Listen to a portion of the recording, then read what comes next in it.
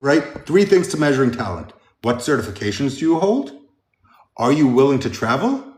And then the third one is like so important, but no one talks about it. Like, how good are you?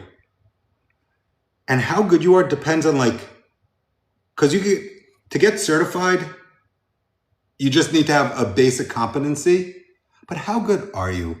And when you're really good, if you put care into what you do, you're already going to shine because most people don't. So the same certification in 2 hands between someone who actually cares about his work and someone who's just passing time, it's going to be a night and day difference, right? No one in these industries right now has more opportunity than plumbers, welders, electricians, and HVAC guys because of 2 reasons.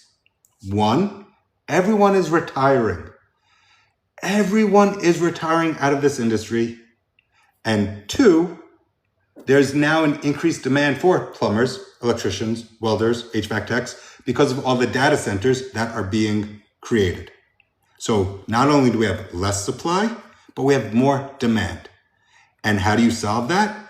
You solve that by having companies like BlackRock, Facebook, and Google pay for trade school for their own workers, and governments like the state of Vermont making crazy deals that says, if you come to this state and work in this state, we will pay for your education because we need workers. Think about what I just said.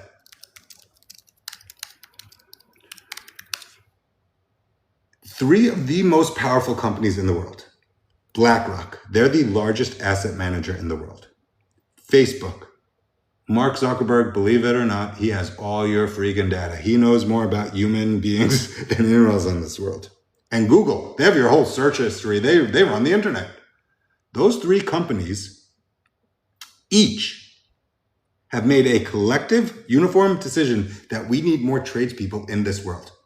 And those 3 companies have collectively, in the same 90-day window in 2026, invested $250 million to solve this problem, to train more people.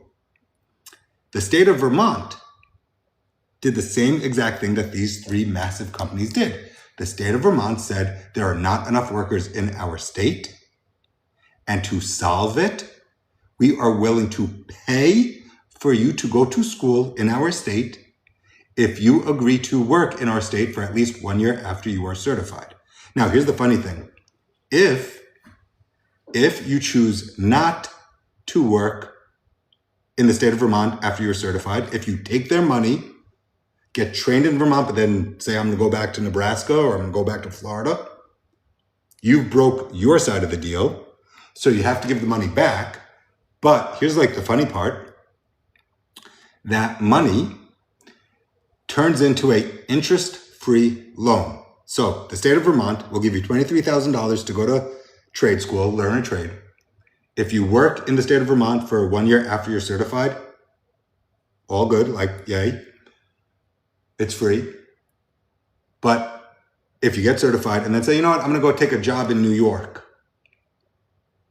The state of Vermont says, no, that's not what we did. We paid you to become a Vermont worker because we need the workers. So you have to give it back, but it's interest-free. So the funny thing is, federal student loans, probably 7 to 8% subsidized. Private student loans, probably a good one, 12 to 14%. Credit card debt, crazy. Credit card debt is probably 28 to 32%. Crazy town. If you have anything at 32%, oh my God, I feel for you. Vermont basically said, we'll give you money for free.